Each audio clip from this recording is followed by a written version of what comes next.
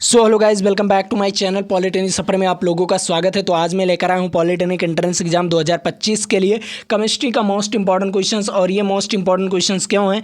क्योंकि मैंने भी 2023 में पॉलिटेक्निक का एग्जाम दिया था, जिसमें मेरा रैंक 18 आया था। और मैं यूपी पॉलिटेक्निक का सबसे नंबर 1 पॉलिटेक्निक जीपीएल में पढ़ रहा हूँ, गवर्नमेंट पॉलिटेक्निक लखनऊ। तो ये हमारे नोट्स का क्वेश्चन है और बेहतरीन क्वेश्चन है। मैं आप लोगों को कहूँगा ना, ये क्वेश्चन आपके एग्जाम में डायरेक्ट पूछे जाएंगे, ये तो गारंटी है, 100% की गारंटी। ठीक है, तो चलो मैं अगले नंबर क्वेश्चंस पर चल रहा हूं। यहां पर देखो, इस क्वेश्चंस के बारे में पढ़ते हैं। ठीक है, अब ये क्वेश्चंस क्या कह रहा है, इसके बारे में पढ़ो और आसानी से इसका जवाब दो। अब यहां पर देखो क्या कह रहा है, जो कह रहे हैं कि जो रदरफोर्ड थे, रदरफोर्ड के अल्फा कण, मतलब अल्फा कण प्रकीर्णन प्रयोग में प्रमाण स्वरूप खोज किया गया था। किस चीज़ का खोज किया गया था, इसके बारे में आप लोग बताइए। जो प्रमाण स्वरूप खोज किया गया था, वो किस चीज़ का खोज किया गया था? अल्फा कण। ठीक है, अल्फा कण जो था वो किस चीज़ का खोज किया था, बताओ।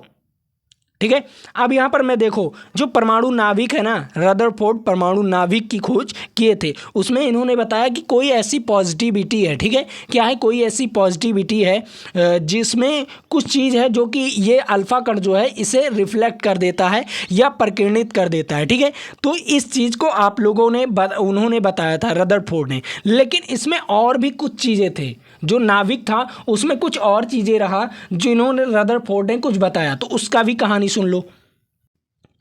उसका कहानी क्या था, देखो। मान लीजिए उन्होंने एक सोने की पन्नी ली है। ठीक है, अब वहाँ पर सोने की पन्नी लिए और अल्फा कण को क्या किए, विक्षेप किए। क्या किए, उस पर डाले।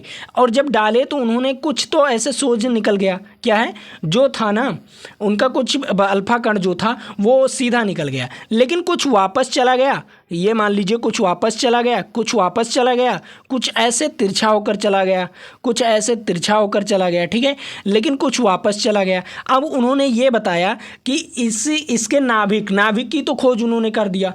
अब उन्होंने देखा कि ये क्यों विक्षेप हो जा रहा है, क्यों विक्षेप हो जा रहा है, तो इसके अंदर कोई एक पॉजिटिविटी होगी, मतलब कोई पॉजिटिव चीज़ें होंगी जो इसको विक्षेप कर रहा है। ठीक है, तो पॉजिटिव चीज़ें, क्योंकि अल्फा कण क्या था, वो माइनस था, क्योंकि इलेक्ट्रॉनों से बनी, क्योंकि वो माइनस उसका ऋण था। लेकिन यहाँ पर क्या था, आपका पॉजिटिविटी। तो उन्होंने क्या कहा, इसके अंदर क्या चीज़ है, प्रोटॉन है। क्या है, प्रोटॉन है। तो इसका राइट आंसर क्या हो जाएगा, इसका राइट आंसर हो जाएगा बी वाला ऑप्शन। उन्होंने इस चीज़ का खोज किया।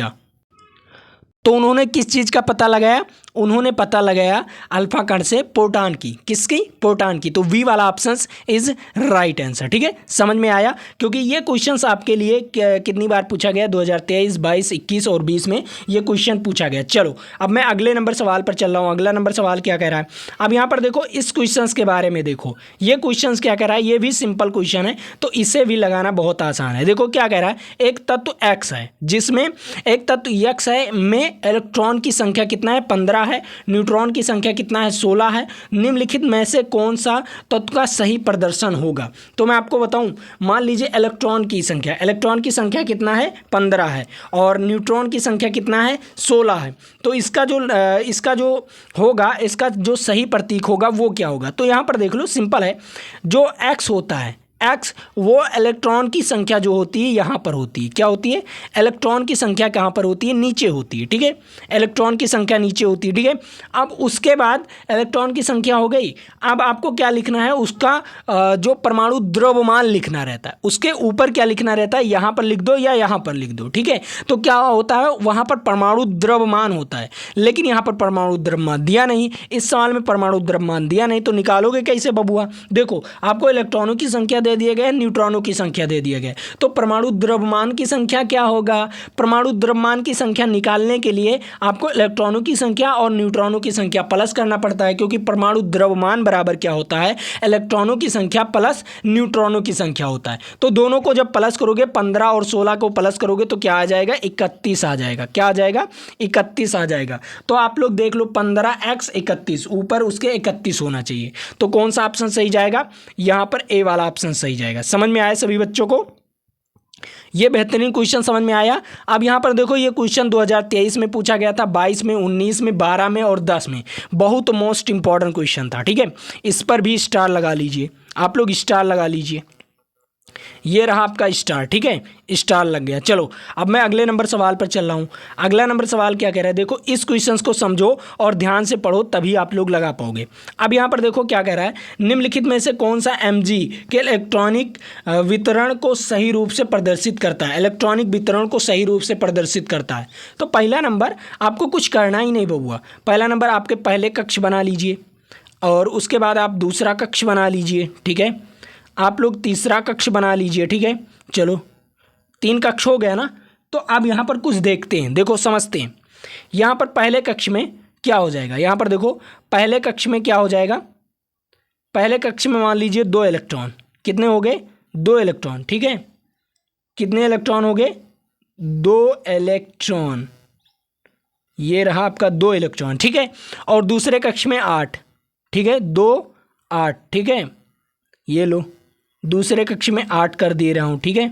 कितना हुआ 3 और 3 6, 1 7 और 1 8, चलो 8 हो गया। दूसरे कक्ष में क्या हो गया 8 इलेक्ट्रॉन। अब तीसरे कक्ष में बचा कितना, मैग्नीशियम में कितने इलेक्ट्रॉन होने चाहिए 12, कितने होने चाहिए 12, तो 8 और 2 10 हो गया, तो बचा कितना 2, तो इसमें मान लो ये 2, ठीक है, इसमें 1 और 2, ठीक है। तो अब बताओ क्या क्या चीज़ें होनी चाहिए, 2 8 2, क्या होगा 2 8 2 आपका इज राइट आंसर। कौन सा ऑप्शन सही जाएगा 2 8 2, ठीक है। जो मैग्नीशियम में 12 इलेक्ट्रॉन होने चाहिए, तो पहले कक्ष में तो आपको पता है कि 2 इलेक्ट्रॉन होता है, दूसरे कक्ष में आपको पता है कि 8 इलेक्ट्रॉन होता है, तो बचा कितना आपका 2 बचा, तो तीसरे में 2 चला जाएगा। तो आप लोग यहाँ पर बताओ 2 8 2 इज राइट आंसर है कि नहीं, आप लोग बताइए 2 8 2 इज राइट आंसर है कि नहीं। क्योंकि मैं कमेंट आज नहीं पढ़ पाऊंगा क्योंकि मोबाइल हमारे पास है नहीं जिसमें मैं कमेंट पढ़ता था, तो आप लोग कमेंट ना देखिए और आप लोग ज़्यादा से ज़्यादा कमेंट ना कीजिए, जो आता है उसी का कमेंट कीजिए, ठीक है। तो इसका राइट आंसर क्या हो जाएगा, इसका राइट आंसर हो जाएगा बी वाला ऑप्शन। और यहाँ पर आप लोग देख सकते हो कि 2023 22 21 और 20 में क्वेश्चन पूछा गया है, बहुत बहुत मोस्ट इंपॉर्टेंट क्वेश्चन है, ठीक है। तो इन सारे क्वेश्चंस को आप लोग जरूर से ज़रूर लगाइएगा, ठीक है। चलो अब मैं अगले नंबर सवाल पर चल रहा हूँ।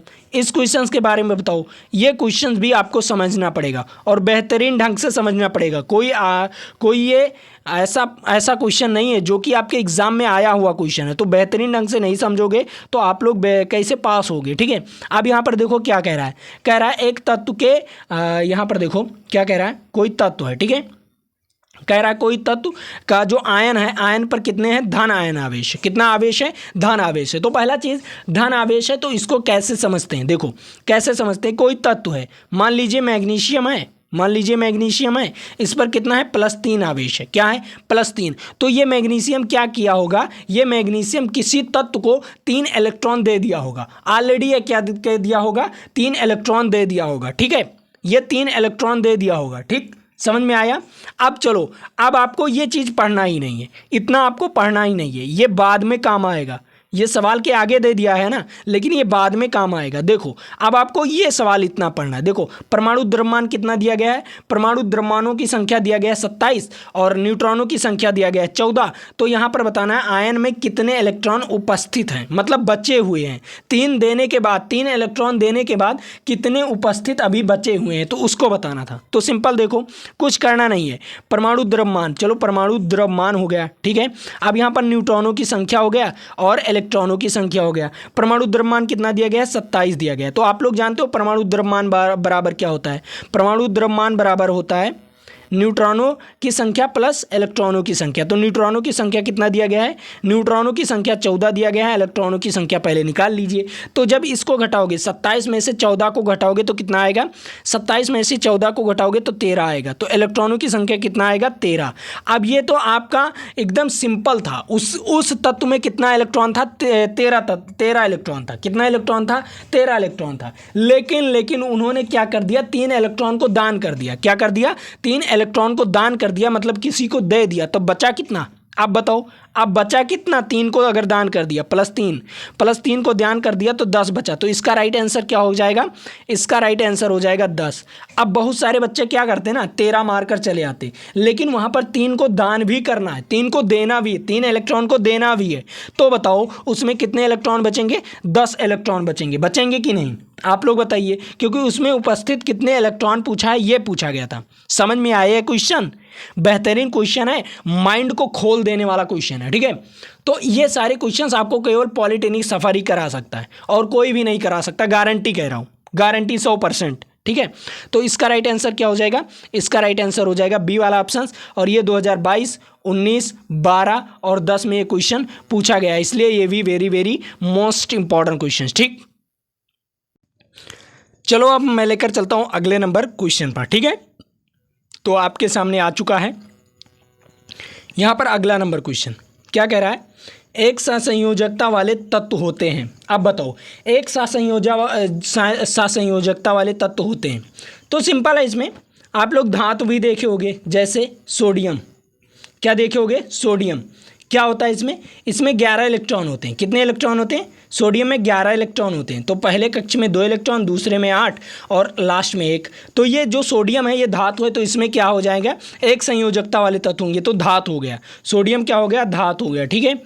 अब यहाँ पर हो गया आपका आधात भी आ जाते हैं एक साथ संयोजकता वाले। आधात जैसे लिथियम, लिथियम हो गया, ठीक है। आधात भी आ जाते हैं, ठीक है। तो ये क्या होगा? आपका आधात भी आ जाता है, ठीक है। तो धातु आधात भी आ जाते हैं, ठीक। समझ में आया?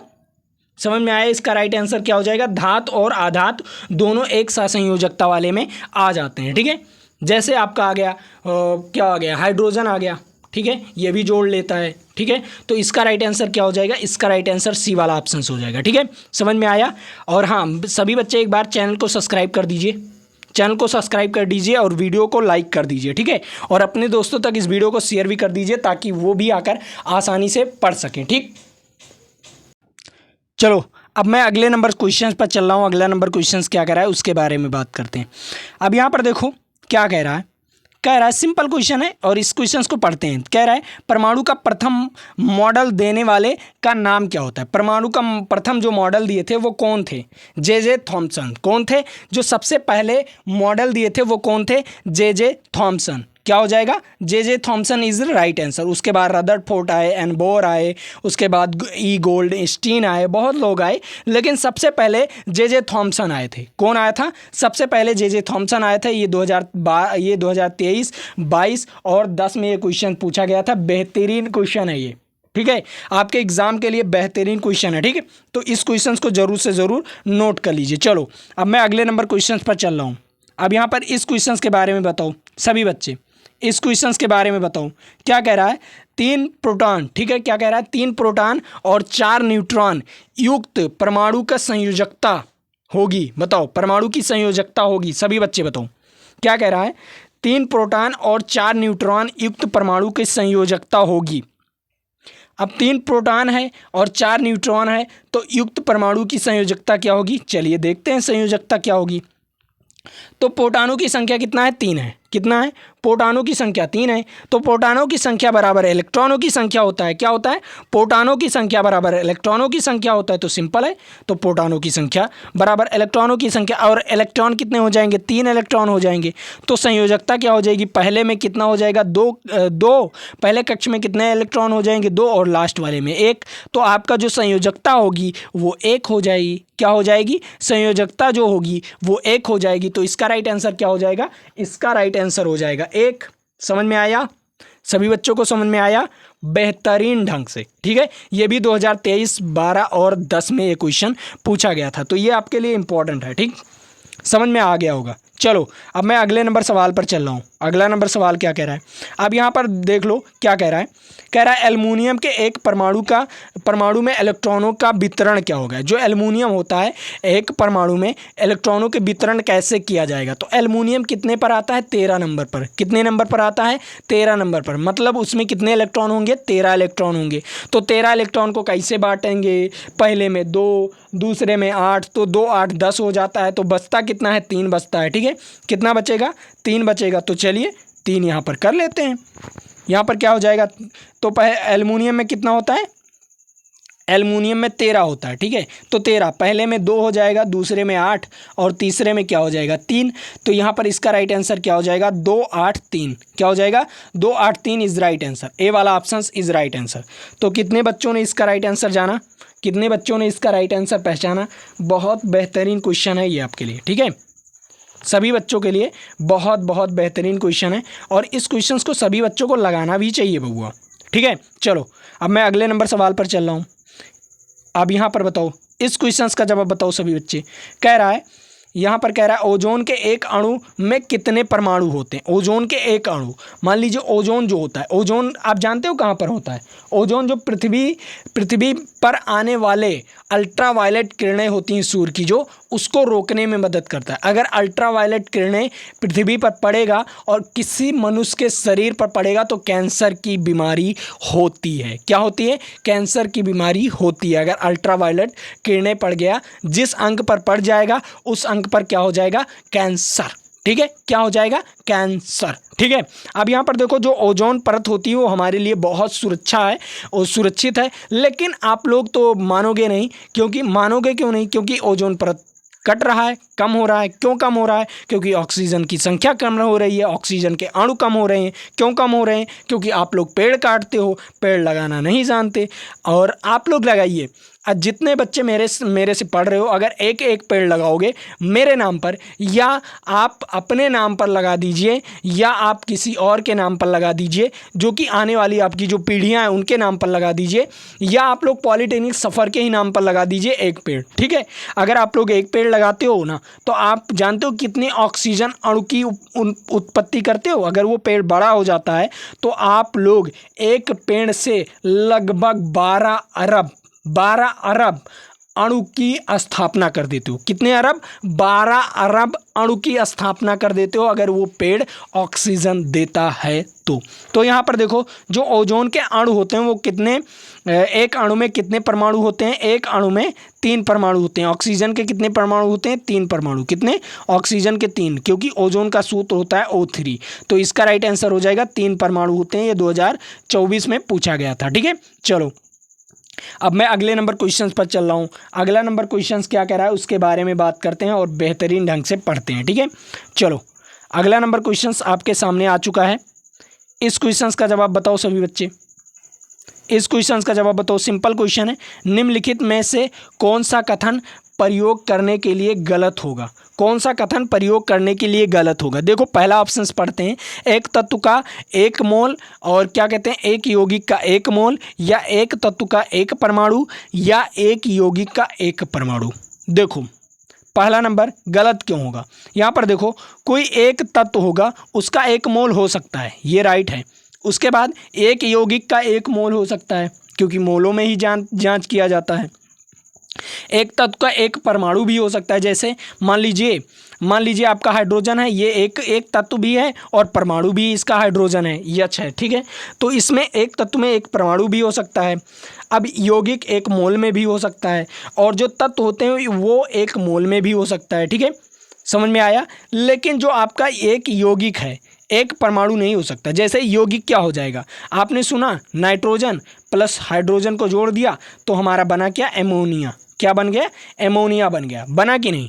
यहाँ पर किससे गुना कर दीजिए? यहाँ पर आप लोग 3 से गुना कर दीजिए और यहाँ पर 2 से। ठीक है, और यहाँ पर हाँ ठीक है, ये एमोनिया बन गया। अब देखो यहाँ पर आपके कितने तत्व हैं? कितने तत्व हैं? 2 तत्व से मिलकर बना है। कभी भी एक तत्व से यौगिक नहीं बनता। तो इसका राइट आंसर ये हो जाएगा, क्योंकि यहाँ पर पूछा था निम्नलिखित में से कौन सा कथन प्रयोग करने के लिए गलत है। अब यहाँ पर कौन सा गलत है ये बताना था, तो आपका कौन सा गलत है? यही वाला तत्व, यही वाला डी वाला ऑप्शन आपका गलत है। तो इसका राइट आंसर क्या हो जाएगा? डी वाला ऑप्शन। ठीक है, सभी को समझ में आया? क्योंकि वहाँ पर कुछ चीज़ें ऐसा भी पूछ लेता है आपको घुमाने के लिए, तो आप लोग घूमिएगा मत, क्योंकि आप लोग पॉलिटेक्निक सफ़र से पढ़े हो, क्योंकि आप लोग एग्जामिनर को ही घुमा दोगे, ये तो गारंटी है। चलो अब मैं अगले नंबर क्वेश्चंस पर चल रहा हूँ। अगला नंबर क्वेश्चंस क्या कह रहा है? यहाँ पर देखो, इस क्वेश्चंस के बारे में पढ़ते हैं। देखो ये क्वेश्चंस क्या कह रहा है, निम्नलिखित में से कौन सा एक आयनिक यौगिक का गुण नहीं? अब यहाँ पर बताना है आपको, एक आयनिक यौगिक का गुण नहीं। ये देख लो कितनी बार पूछा गया, 2023, 22, 19, 12 और 10 में ये क्वेश्चन पूछा गया है।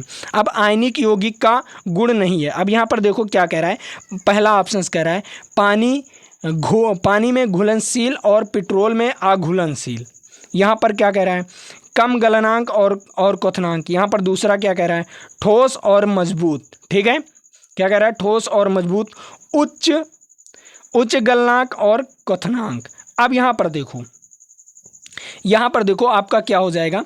कोई भी चीज़ जो आयनिक यौगिक होता है उसमें कम गलनांक और क्वथनांक नहीं पाया जाता, ये गुण नहीं पाया जाएगा। ठीक है, जो आयनिक यौगिक होगा उसमें ना कम गलनांक और ना ही कम क्वथनांक, ठीक है, ये दोनों नहीं पाया जाएगा, ये गुण तो नहीं पाया जाएगा। तो इसका राइट आंसर क्या हो जाएगा? बी वाला ऑप्शन। क्या हो जाएगा? बी वाला ऑप्शन। कम गलनांक और कम क्वथनांक कभी नहीं पाया जाएगा आयनिक यौगिक में। ठीक है, तो समझ में आ गया होगा ये क्वेश्चन। चलिए अगले नंबर क्वेश्चंस पर चल रहा हूँ।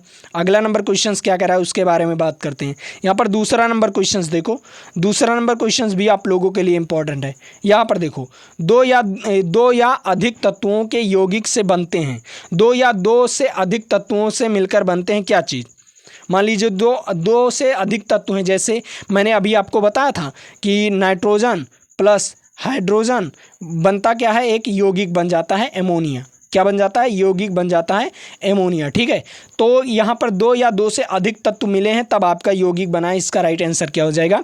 इसका राइट आंसर हो जाएगा यौगिक। ठीक है, क्या हो जाएगा? यौगिक। ये 2024 में क्वेश्चन पूछा गया था, तो ये भी आप लोगों के लिए इंपॉर्टेंट है। ठीक, चलो अब मैं अगले नंबर क्वेश्चंस पर चल रहा हूँ।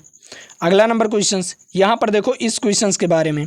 ये क्वेश्चंस क्या कह रहा है? इनमें से कौन सा तत्व एक धातु है? अब इनमें में से कौन सा तत्व एक धातु है इसके बारे में बताना है, क्योंकि 2023, 22, 19 और 12 और 10 में ये क्वेश्चन पूछा गया है। तो देखो इसमें धातु केवल आपका आयरन है। क्या है? आयरन। ये लोहा जो है आपका धातु है। क्या है? लोहा जो है आपका धातु है। तो इसका राइट आंसर क्या हो जाएगा? डी वाला ऑप्शन। ठीक, चलो अगला नंबर क्वेश्चन, फास्फोरस का परमाणुविकता क्या होती है? फास्फोरस की परमाणुविकता क्या होती है? चतुर्थ परमाणुविकता की होती है। क्या होती हैं वो? चतुर्थ परमाणुविकता की होती हैं। ठीक है, फास्फोरस जो होता है वो चतुर्थ परमाणुविकता की होती हैं, और ये 2023, 22 और 21 और 20 में ये क्वेश्चंस पूछा गया था। तो इसका राइट आंसर क्या हो जाएगा? इसका राइट आंसर हो जाएगा सी वाला ऑप्शन। चलो अगला नंबर क्वेश्चन, यहाँ पर पूछ रहा है कि कौन से तत्व सिलिकॉन के समान संयोजकता प्रदर्शित करती हैं। अब कौन सा ऐसा तत्व है जो सिलिकॉन की समान संयोजकता प्रदर्शित करता है? पहला कार्बन और दूसरा गोनेन। क्या? पहला कार्बन और दूसरा गोनेन। तो इसका राइट आंसर क्या हो जाएगा? इसका राइट आंसर वी वाला ऑप्शन। ठीक है, क्योंकि ये 2023, 22 और 21 में ये क्वेश्चन पूछा गया है। ठीक, अब यहाँ पर इस क्वेश्चन के बारे में बताओ, इस क्वेश्चंस के बारे में बताओ क्या कह रहा है? इनमें में से कौन सा तत्व प्राकृतिक और द्विपरमाणविक अणु के रूप में मौजूद नहीं? अब द्विपरमाणविक अणु के रूप में मौजूद नहीं। तो देखो पहला नंबर मैं आपको बताऊं, जो नाइट्रोजन है ये द्विपरमाणविक में मौजूद होते हैं, क्योंकि ये N2 लिखा जाता है। हीलियम हो गया ये एक परमाणु में। ठीक है, हाइड्रोजन हो गया ये भी किस में लिखा जाता है? H2 में। क्लोरीन हो गया ये भी Cl2 में। ठीक है, तो द्विपरमाणविक आपका कौन कौन हो गया? द्विपरमाणविक नाइट्रोजन हो गया, हाइड्रोजन हो गया, क्लोरीन हो गया। क्या हो गया? हाइड्रोजन हो गया और क्लोरीन हो गया। ठीक है, ये सारे द्विपरमाणविक हैं। तो आपका जो आपका हीलियम होता है ये द्विपरमाणविक नहीं है, तो इसका राइट आंसर क्या हो जाएगा? हीलियम। ठीक है, अब यहाँ पर देखो ये 2023, 22 और 19 और 12 में और 10 में ये क्वेश्चन पूछा गया था। ठीक है, तो ये क्वेश्चंस आपके लिए। अब मैं अगले नंबर क्वेश्चंस पर चल रहा हूँ। इस क्वेश्चंस को आप लोग बताइएगा, बहुत बहुत मोस्ट इंपॉर्टेंट क्वेश्चन है। मैं आप लोगों को होमवर्क देता हूँ, आप लोग कमेंट बॉक्स में ज़रूर बताइएगा। और हाँ, इस पीडीएफ को अगर डाउनलोड करना है तो हमारे टेलीग्राम चैनल को ज्वाइन कर लीजिए, नीचे डिस्क्रिप्शन बॉक्स में लिंक दिया हुआ है। और हाँ, चैनल को ज़रूर सब्सक्राइब कर लीजिए, क्योंकि आप लोग चैनल को सब्सक्राइब करोगे तभी हमें भी सपोर्ट मिलेगा और मैं आप लोगों का भी सपोर्ट करूँगा। तो आज के लिए इतना ही। जय हिंद, जय भारत। फिर मिलेंगे आपके साथ अगले वीडियो में।